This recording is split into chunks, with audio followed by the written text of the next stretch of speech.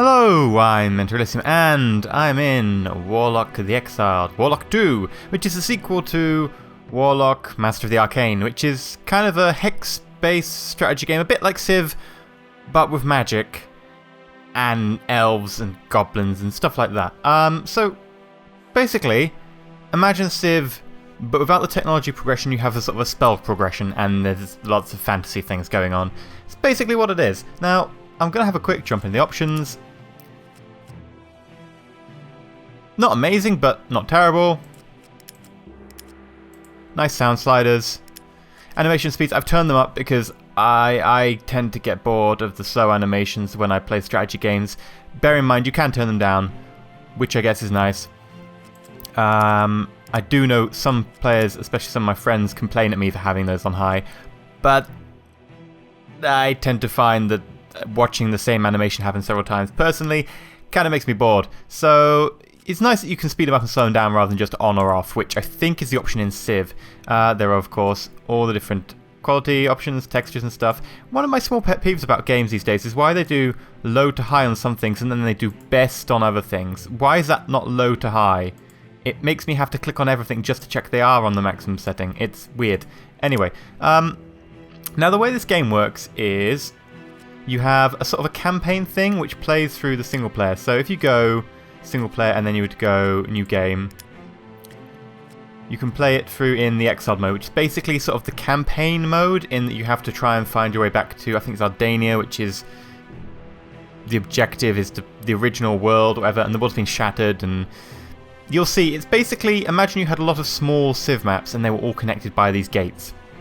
And then of course sandbox mode, you don't have the objective and the sort of the storyline event stuff. You can change a lot of things like the difficulty setting. I'm kind of not doing too badly in the campaign, I'm just going to load it up in a second, but that's because I'm on challenging.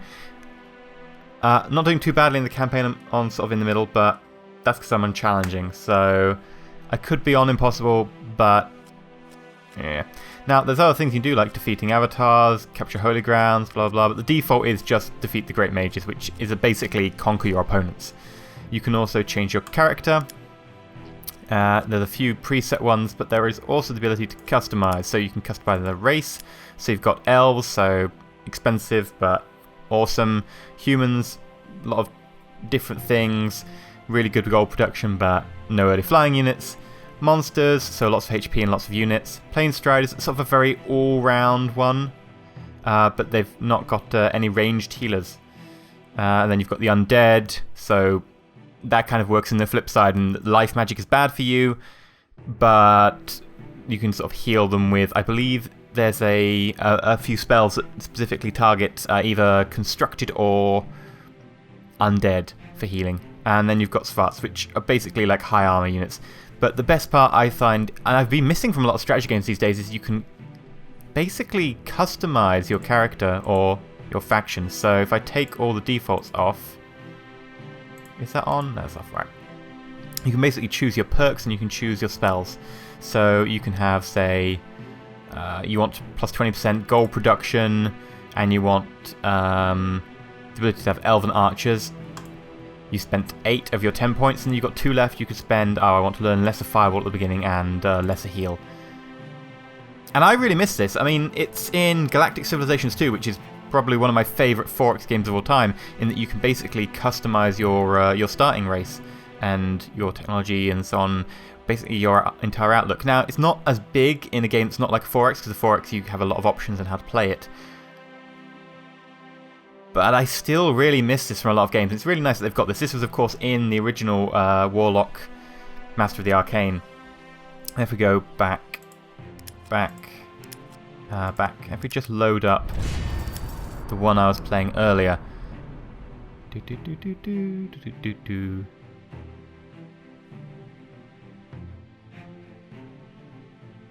And here we go. Now, performance-wise, performs quite well. I haven't noticed any sort of lag outs. There is occasionally, I have had once or twice, it sort of doesn't do anything for a little while and you're trying to move a unit and then it'll catch up. I think that's just a small bug at the beginning. It has only just come out about a week ago. And I have had a few VSync problems in that you get lines and screen tearing occasionally, but just turning on VSync seems to solve that. Right, so the objective I'm currently doing is we've got to find Ardania, or Andrea, or Andara, Ainarada, whatever, that place. That's sort of the objective of the campaign mode. And the current one I'm working towards is, if I open it here, no, that's there. Okay, the current one I'm waiting for is I have to pay a witch 1,000 gold, and currently, as you can see, I don't have 1,000 gold. Possibly because I'm not quite... This is my first game, so I was a bit up and down on what to do. I may have overspec'd my mana. That's a lot of mana. I can basically cast spells every turn, so if we open up the spells, instead of basically having technologies like you would in, say, Civilization, you have these spells. So I'm going to cast Alchemy Transformation, which I've learned, which basically increases gold production for a few turns. And since I'm meant to be getting 1,000 gold for my next objective, it's kind of what I got to do. And as you can see, this is your research panel. I'm currently researching Vampire Weapon Enchantment, which you can place on a unit, and it will make them, when they attack, gain a bit of health back. And close that. So basically you can do that. And you've of course got, by the way, Wizardry, Sorcery, and then Divine Spells. Divine Spells work differently. I believe you need to get sort of points or favors with the Divine by making temples. And Wizardry and Sorcery work a bit differently. I haven't fully figured out exactly how they work differently yet. But I know that because they're on different paths, you've got to unlock some spells here, and that'll allow you to unlock the next level where you can learn more. So I believe I started... Yes, here on Sorcery I learned like Lesser Heal at the beginning, and then got a few healing spells, got a couple of other spells, and then I unlocked this, and I've managed to unlock a few more. Now, not all the spells, a couple of things like Public Relations here and Duchy Management, these aren't spells so much as just base improvements to your faction. So this gives me optimal number of cities increase, and this gives me unrest decrease. And as you can see, this is my starting city, this is the city I got afterwards, and... It's a pretty small world, but that's because you have these gates. Now, since it's my starting location, there is only one gate currently.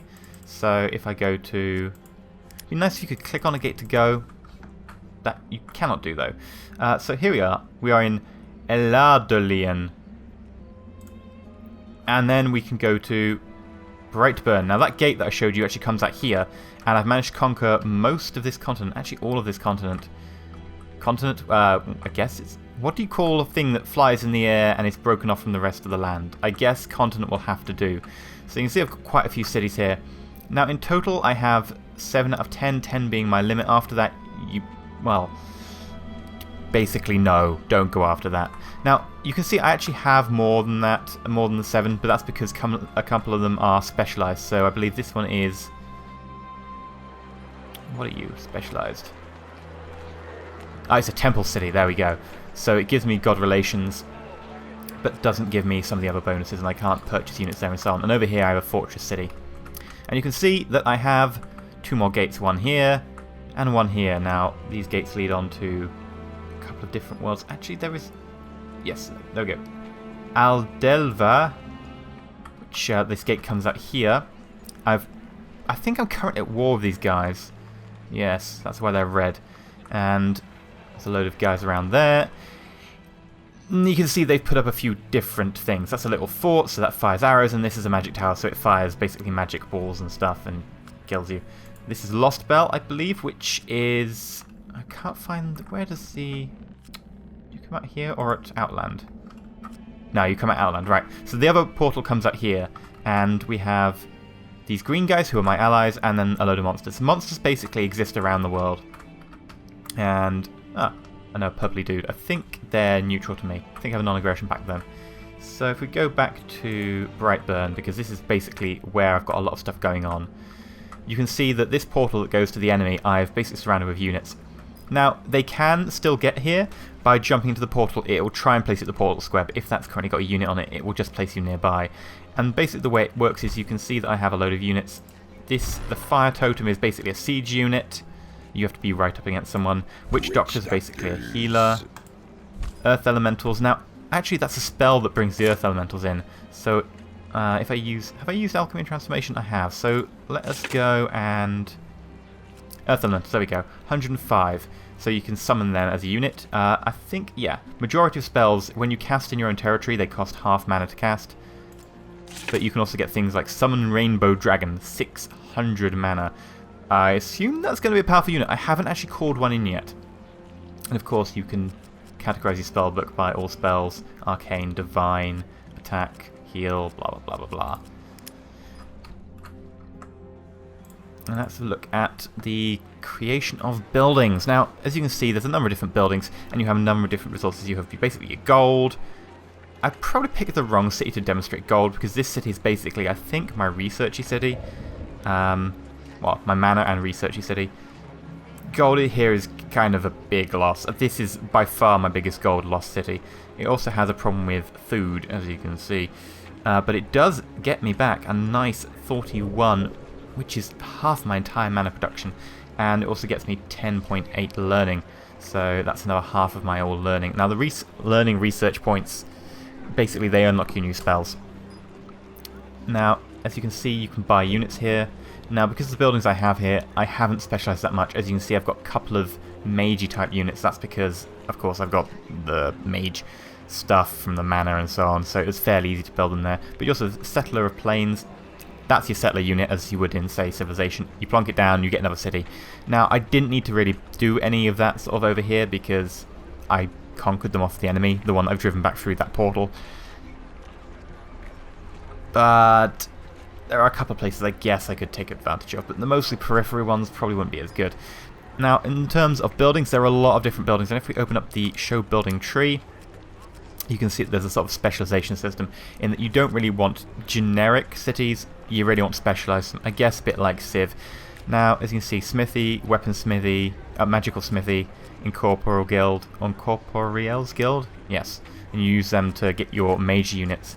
And of course you can get Magical Bazaar, University, Magic Mill, Military Academy, all of those building off that. So you can see I've specialised down that tree. Not much else. But there are a lot of different buildings. These ones are for the Divines. I think they are the Temple type ones. Do not destroy them because they make you mad. Which would be bad. Awesome. Oh, these are shrines, these are temples, so temples are basically more badass and can only be built on certain things. I believe that's a special type of tile. Yeah, there we go.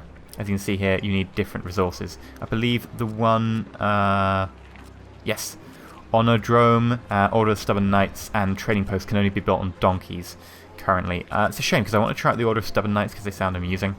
But I got a mission to build a trading post somewhere, so I ended up building a trading post on my donkeys rather than turning them into donkey riding knights, which would just, I like the idea of that. And if we just go and say what we're going to cast, we should probably start going through this portal. So if we select him and we select teleport, and let's start moving them up. So move him to here, attack that settler unit. Go back to, where was it? Brightburn. It would be nice if I could just click on that to go through, or something, right click. One thing I don't like particularly, is just a particular point for me, is that right click for me feels like move, left click is selection, right click is move, but left click in this is selection and move, which is a bit weird. I guess you get used to it. As you can see, he's blocking the portal, but there isn't such thing as blocking the portal, so when I move the next guy in, he moves into there. Let's destroy that. Half health. Go back to Brightburn. We will send through... I know what we'll do. We'll summon a Rainbow Dragon. We'll summon it here once we get it. I think it'll be next turn. We'll summon it here and send it through because it costs half mana if we do it in our territory. So, should we send you through? Those are our healers. We'll send them through.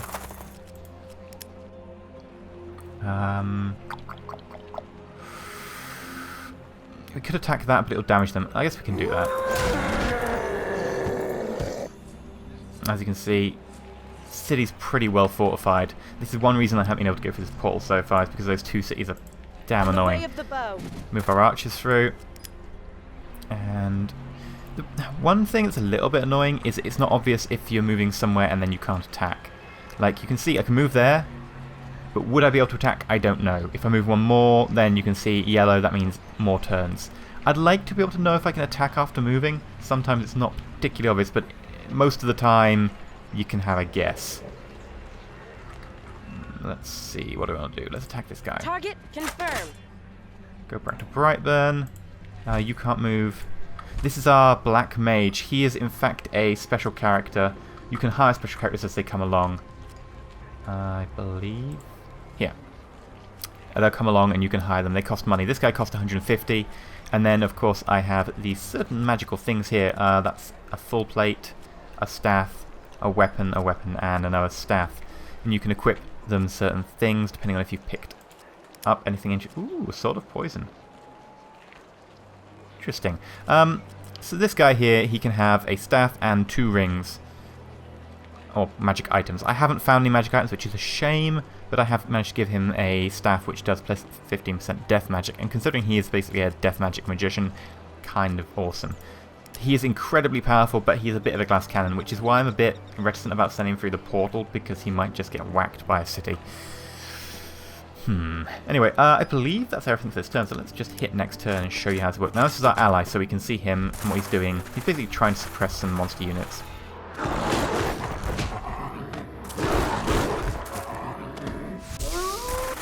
Giants, dragons, he's using goblin archers. He's I believe a monster race, so he's going to have some decent HP units, but lots of units and nothing particularly amazing with armor or whatever.